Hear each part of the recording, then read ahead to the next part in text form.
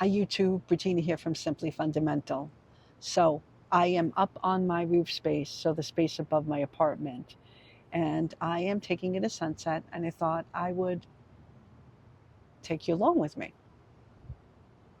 So today's topic. Today I want to talk to you about the lifestyle of wealth or the luxury lifestyle. A lot of people are living a life of luxury, but I don't necessarily think it's their fault. I think some of these things we were sold to, and it's very, very hard to beat the constant temptation that we're bombarded with. But I want to go back to what it was like when I was a kid, because I remember luxury lifestyle. There were shows that I was just thinking about this week on another channel, like Dynasty and Dallas.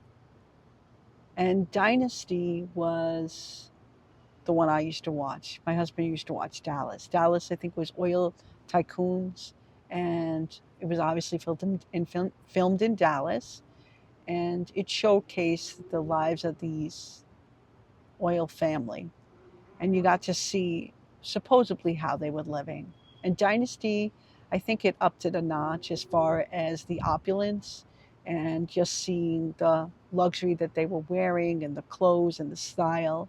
So aesthetically, I think it was just more appealing to the eye, at least for a growing young girl. For me, I really, really was into clothes back then. Anyway, I think those types of shows paved the way to seeing someone watch me, to lifestyles of the rich and famous. I don't know if you remember that, but that was the first time we really got to see a glimpse inside the ultra rich, the top 1% of how they were living. And it was filmed by a guy named Robin Leach. It was sort of like a documentary type of style. Each week he would go to a different rich person's home, and we could see what their life looked like. And so whether or not he was dropped in by a helicopter, or the helicopter would land on this mega mansion with sprawling lawns, and he would go into the foyers and into the closets, you would see the life they were living and the staff they had around and the beautiful chandeliers and the marble and just their lives. And it would make you want to aspire. Not necessarily, if you really couldn't relate to it, because it was just so above what we were really seeing in our day to day. Like, the people that you could only compare yourself with were the people that were around your influence, people in your neighborhood, people that you may have come across in school or, at work. But it wasn't everyone around the world. And so this opened the door to seeing how other people lived. And I think well, I have to say, causation or correlation doesn't actually mean causation. We all know this, but it is my opinion. Shows like this created a little bit of lifestyle envy. And while people were not necessarily thinking about, oh, geez, I want the jet, and they couldn't have the jet or the yacht, or, the lifestyle of the, Rolls Royce, they could, however, see other things around, and it made them want more. And so we had things like Fortune Off. And so Fortune Off was a glossy catalog. And in it, it elevated elegance. So you could buy things, even if you couldn't obtain the life of the style of the rich and famous, you could still stretch financially, that is, and maybe buy certain items to make yourself feel better, or luxury, luxury bedding, or maybe some fine jewelry like a diamond bracelet, a diamond tennis bracelet. I think those were really big, back in the day.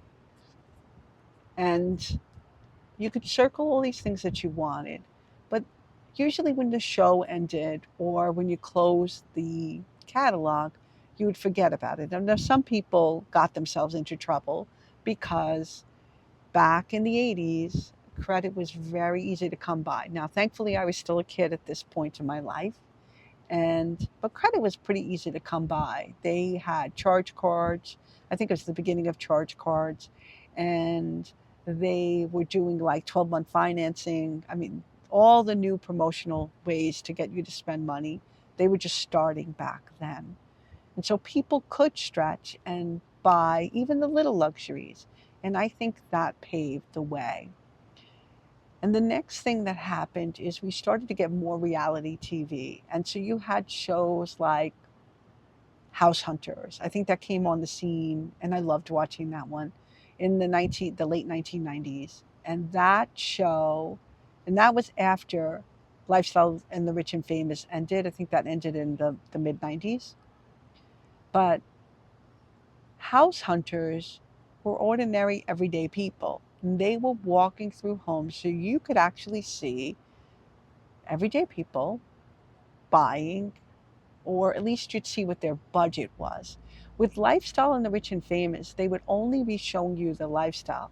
They never talked to you about actually how they got the wealth, or even if they were going to, how they would be able to sustain the wealth. There was never talk of that. It was only a show that was presenting to you the luxury lifestyle that these people were living. So I think a lot of people realized they actually couldn't afford it because they didn't talk to you how they got there. But with House Hunters and shows like that, like Extreme Home Makeover, you were getting to see people stretch even further. So you actually get to see their budgets. And I think that those aspirational kind of shows kind of blurred the line and set people's expectation higher on what they should be buying. So, for instance, in Lifestyle and the Rich and Famous, you might have seen somebody have a dressing room as their closet, instead, and where somebody's on House Hunters, and now they have, they want the ensuite bathroom when they're looking for an apartment. They're looking for the granite countertops, the stainless steel, at least first starting out. I think now they've upgraded that to quartz. But you you were getting to see the lifestyle and the spending of how people were spending their money. And the other thing that these kind of shows did is not only did it create like a lifestyle envy, you're getting to see it now, it created it made aspirational excess kind of okay. It normalized it, and it made people want a better life or go for it, fake it till you make it, kind of. So a lot of people were striving to obtain that, to obtain a more richer life. Because Lifestyle and the Rich and Famous, even though it didn't tell you how they got there, it made you want to be more ambitious, to want to be able to make it, to be able to have better for yourself. And then the last thing it did is it did lead into spending. So people did start to stretch. And back in the 80s, again, debt was on the rise, consumer debt, that is, and spending was on the rise. And the days of the Great Depression, I don't know if you could hear that, might wait till past.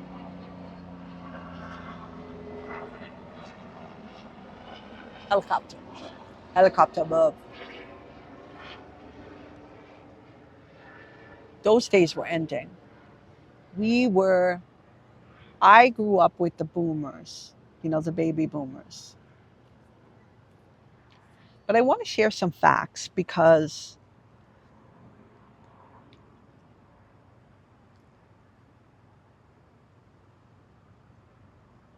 the idea of having it all made people strive. And then it actually created them to financially stretch. And then what happened over time is the distance between them, meaning the ultra rich, and us started to fade. And more people were chasing and spending money. And they were chasing the appearance of wealth. So if you could at least show you had money in a way and display it, and even shows like Extreme Makeover, over the top, luxury homes, and then everyone started to feel like they deserved a custom built home too. So the distance between them and us started to shrink. But what didn't happen is the wealth divide widened. It didn't shrink, it widened. So, in fact, I want to share these statistics. So, while reality TV was growing, getting bigger, and people were having the appearance of wealth and starting to spend more and upgrading homes and buying more, and starter homes no longer looked good.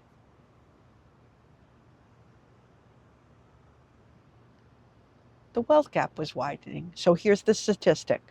From 1980 to 2022, the bottom 90% of earners saw wages grow 36%, while the top richest 1% saw wages grow by 162%.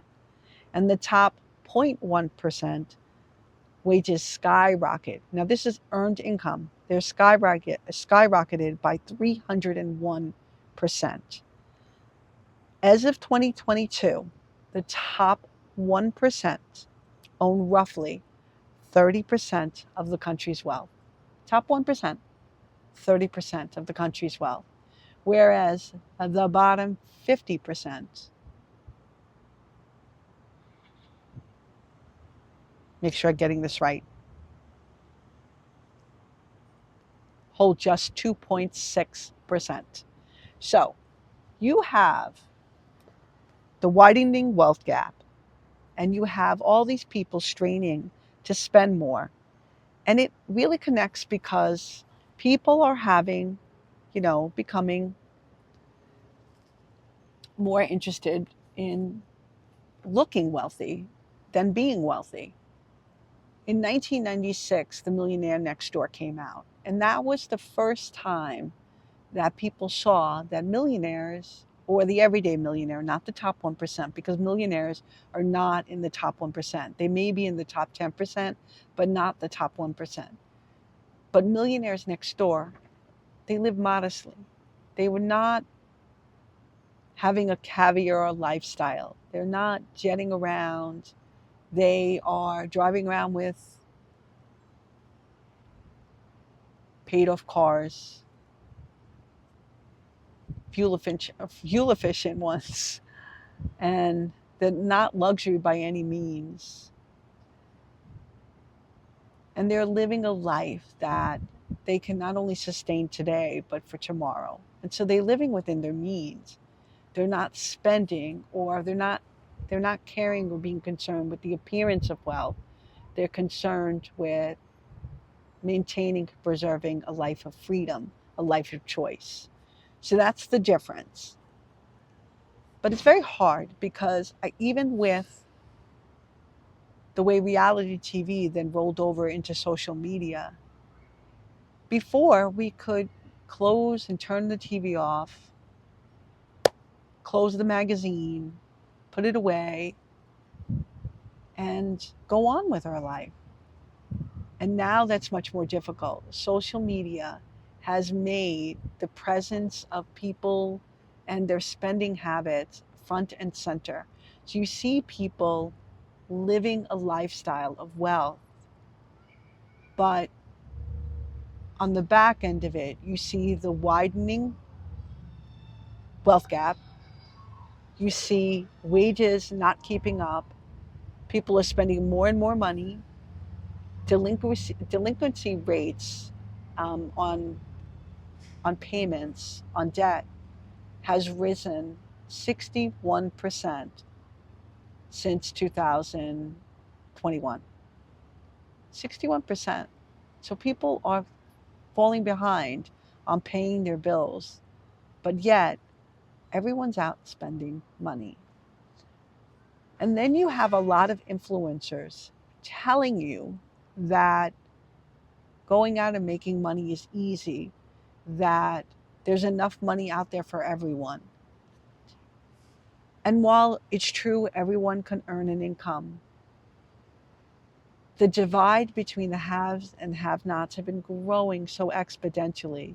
And the way to make more money is for people to be taking from the bottom half. It's not people earning money, they're earning it off the backs of other people. They're getting other people to scroll on their TikTok, to be buying from the latest item they put in front of us and spend money. And I don't mean all influencers. I mean, I'm talking about the ones that are parading around and telling you that you need to be ambitious and make millions and millions of dollars, and that there is enough money out there for everyone. If everyone were a billionaire, or if everyone were a multi millionaire or a mega millionaire, what would that look like? I mean, is that really reality? In my eyes, no. So I think instead what they're doing is they are perpetrating a lie, creating a society of constant want. They're making you compare against their ruler, not yours. And they're making you feel inadequate with the life that you have. So shopping has become so emotional. Spending is so much easier, and comparison is all the time. It's with everything. And so I'm urging you to stop buying things that are in your feed, because people who are living the luxury lifestyle and they're trying to sell it to you, it isn't a lifestyle that they improved and they gradually traded up. They're faking it to make it. Or if they've already made millions and millions of dollars, like the Hermosis out there, they're selling you a dream that so few, like the top 1%, get to.